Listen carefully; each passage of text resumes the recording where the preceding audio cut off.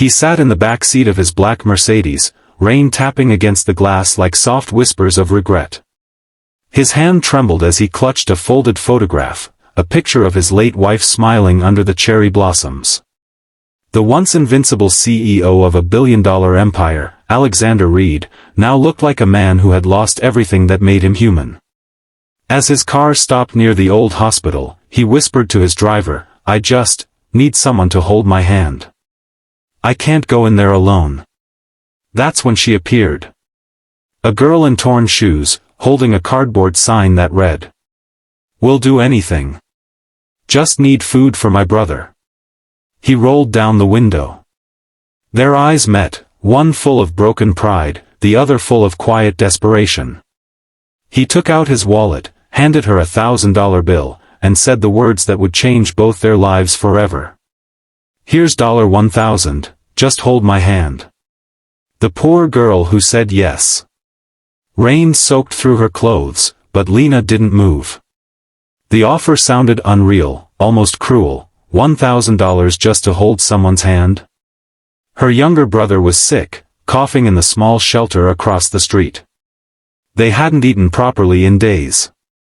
Pride screamed no, but love whispered yes. She hesitated only for a moment before whispering, "Okay." Alexander didn't speak as they walked into the hospital. His grip was tight, like a man holding onto the last thread of life. Lena could feel his pulse racing, his fingers trembling.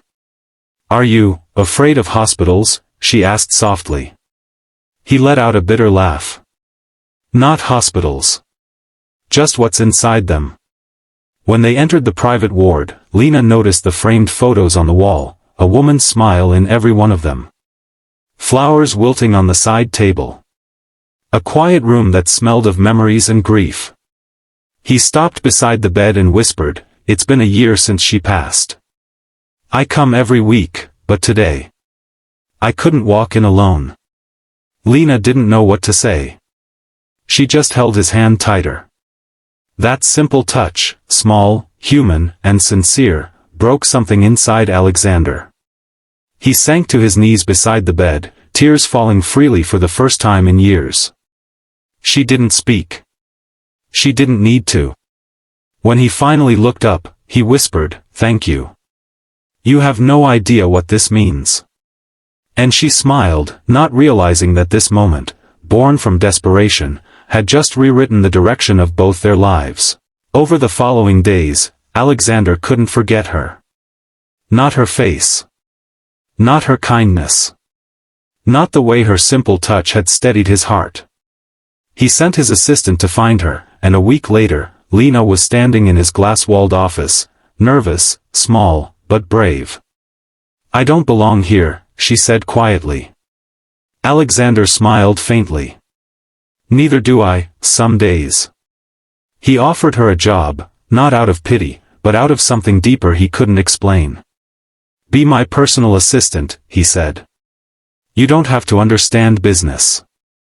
Just remind me what kindness looks like." Lena hesitated. "I don't want charity." "It's not charity," he replied softly. "It's gratitude." As months passed, Lena brought light into Alexander's gray world. She reminded him to laugh, to eat lunch with his employees, to call his estranged mother. Her honesty cut through his walls like sunlight through storm clouds. But gossip spread.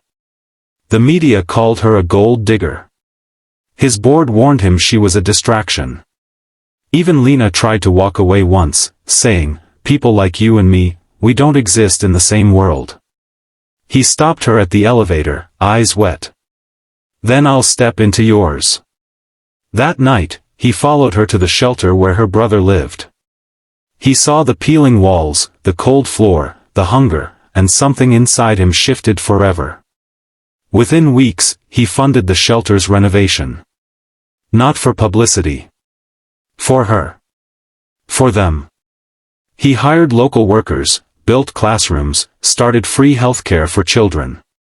Lena watched, tears in her eyes, as the man who once couldn't step into a hospital alone now walked among the poor, smiling, laughing, alive again.